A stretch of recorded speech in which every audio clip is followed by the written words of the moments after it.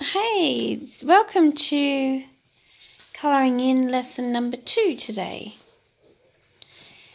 Colouring in lesson number 2, you can see here I've already got a sheet that I've started. This one is about backgrounds, and the idea of this lesson, I found that the ladies struggled with putting colours together, colours for their flowers, colours for their backgrounds. So I designed this quick little sketch that I did, and I thought what would be a really good task would be colour 2 flowers in a similar palette, a lighter palette, and 2 colours in a darker palette. 2 flowers, in a darker palette. The idea of this is then to do a lighter background and a darker background.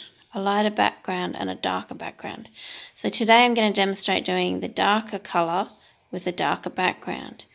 What you will find is if you do this for a few different colour palettes, you will find out what works and what doesn't work. And when you come to do a floral sheet, so this is the homework sheet for this, you won't be stuck with, oh my gosh, which colour will I do the flowers? What will I do with the background?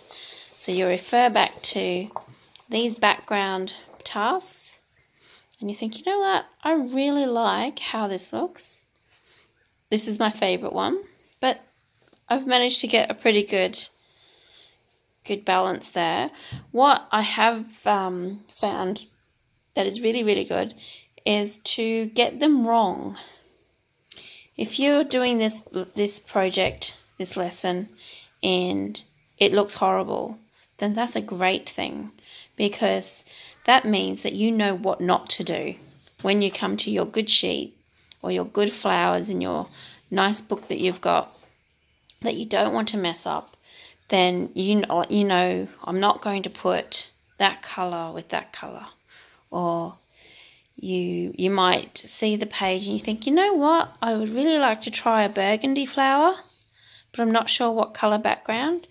So you pull out one of these sheets, you have a go at doing your burgundy flower, and then maybe in the different segments you could work out different backgrounds. So you could probably do 4 burgundies and then try all kinds of different backgrounds before you get to your nice big main sheet. That's another reason why I made these small, because we didn't want to take too long to create these. So I'm going to get into this one. I'm going to do a purple flower and possibly I need to do a dark background, maybe a dark blue behind it. Possibly. We'll see. I've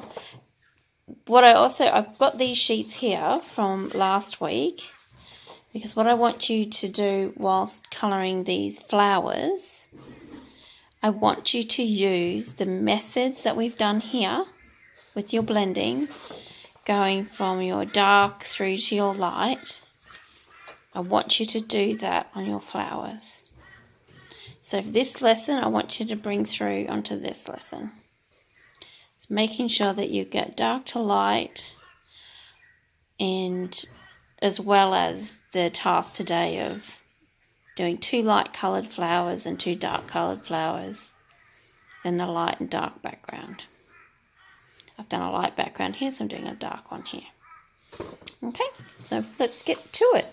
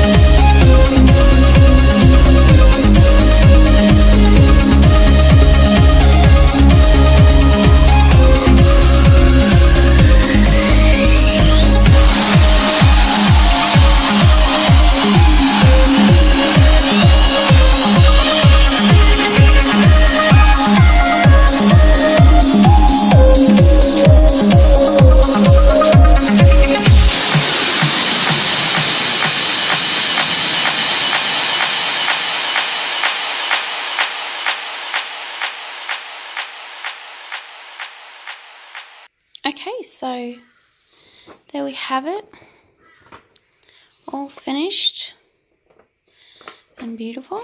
Nice dark one. I was sort of hoping this one would not work, but it did work. I enjoy colouring it. You probably noticed that I go over and over and over. That's just how I get my lovely rich colours.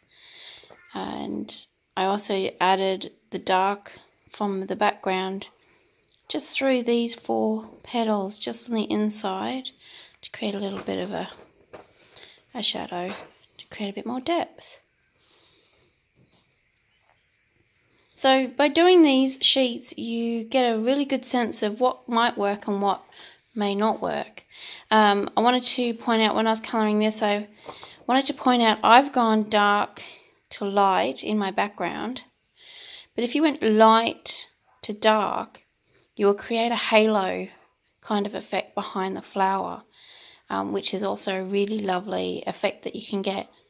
So have a try of going dark to light from outside in.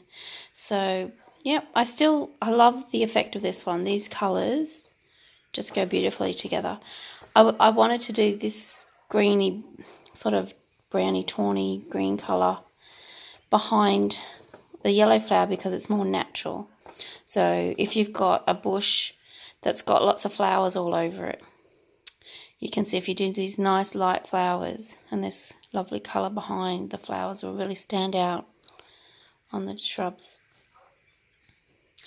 This one's good for a water lily kind of colour. And this is a pretty fun one. And some lovely dark ones. So now your homework sheet, which is this flower that I drew, I want you to pick your favourite one of these, and now colour this in. I want you could possibly pick 2 different flowers if you wanted to try. If maybe, say, you want to pick the yellow and a purple. Do a yellow and a purple flower and pick your background. I would put, if you were going to do a yellow and a purple flower, I would possibly do the purple in the background so that the yellow is in the foreground, because it'll be brighter and it'll create that depth, and then you use the darker green at the back, so you'll get this step down in colour towards the darker parts of the picture. So I'd love to see these pictures finished in the Facebook page. I still haven't finished my homework from last week. I've been flat out with a lot of other things this week, but I will get to it, and I will post mine when it's finished. And I'll probably actually do a video on both of these. Like when I'm doing my homework, I'll probably do a video just for my normal YouTube channel, for people who just like to watch colouring in and to see how they'll look at the end. So this was today's awesome lesson, which is more about thought process, about practicing and finding what does work and what doesn't work. So don't worry if you muddy it up, that is the point. So when you get to something like this, you haven't muddied up the main picture. So you have a practice here, make a mess, make some awesome combinations. For me, I absolutely love this. This is my favourite. So I'm going to have a go at doing my homework in that palette. So have an awesome day, and I'll see you next week.